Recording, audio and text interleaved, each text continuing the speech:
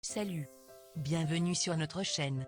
Il peut vous paraître bizarre de savoir que votre maison contient de l'énergie négative, et par énergie négative, nous entendons toute cette énergie émotionnelle qui provient des humains.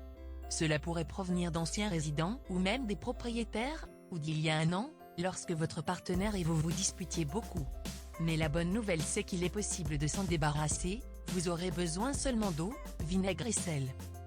Grâce à la science, nous connaissons l'énergie électrique ou thermique, mais l'énergie émotionnelle est une forme d'énergie que les scientifiques tentent de déchiffrer de plus en plus. En effet, il s'agit d'une énergie intangible, que nous ne pouvons pas voir mais que nous pouvons ressentir, et cela rend bien les choses plus compliquées. Comment comprendre l'énergie positive et l'énergie négative ?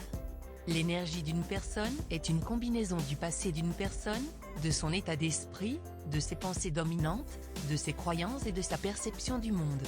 Parfois, cette énergie est facilement ressentie et d'autres fois, elle se manifeste par un instant, qui ressemble à une personne que vous venez de rencontrer ou que vous n'aimez pas, sans avoir aucun indice évident de la raison pour laquelle vous ressentez cela. Les personnes positives sont aimantes, heureuses, compatissantes, gentilles et solidaires. Vous vous sentez intuitivement en sécurité, heureux et détendu autour d'elles. Les personnes négatives sont critiques, malheureuses et aiment rabaisser les autres.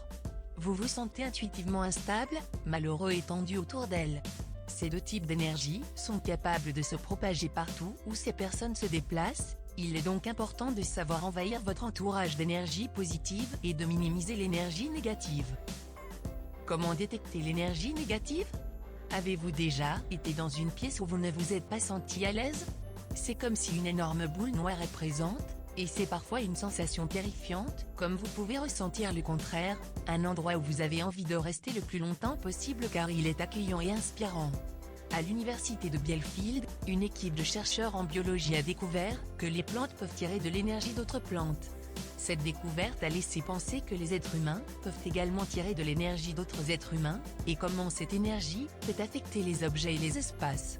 Au Japon, Masaru Emoto était un auteur et entrepreneur qui affirmait que la conscience humaine avait un effet sur la structure moléculaire de l'eau. Les premiers travaux d'Emoto portaient sur des hypothèses pseudo-scientifiques selon lesquelles l'eau pouvait réagir à des pensées et des mots positifs et que l'eau polluée pouvait être nettoyée par le biais de la prière et d'une visualisation positive. Les expériences sur les cristaux d'eau d'Emoto ont consisté à exposer l'eau contenue dans des verres à différents mots, images ou musiques, puis à examiner les propriétés esthétiques des cristaux obtenus à l'aide de photographies microscopiques. Emoto a affirmé que l'eau exposée à des paroles et à des pensées positives entraînerait la formation de beaux cristaux, tandis que l'eau exposée à des intentions négatives produirait des formations cristallines laides. Nous partageons avec vous une très ancienne pratique pour nettoyer votre maison des énergies négatives, que l'on retrouve aussi bien en Europe, au Maghreb et même en Extrême-Orient.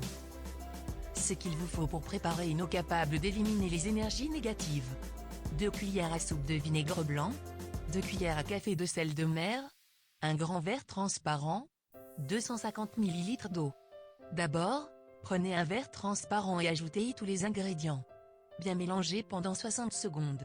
Placez le verre dans un endroit où vous passez beaucoup de temps et laissez-le pendant une journée entière. Après cela, vérifiez. Si le sel est monté à la surface, c'est qu'il y a toujours de l'énergie négative dans votre espace. Répétez l'expérience avec de nouveaux ingrédients jusqu'à ce que le sel arrête de monter et reste au fond du verre. N'hésitez pas à essayer cette recette et partagez avec nous le résultat en commentaire. Merci d'avoir suivi la vidéo. N'oubliez pas de commenter, de partager, et de vous abonner pour plus de vidéos.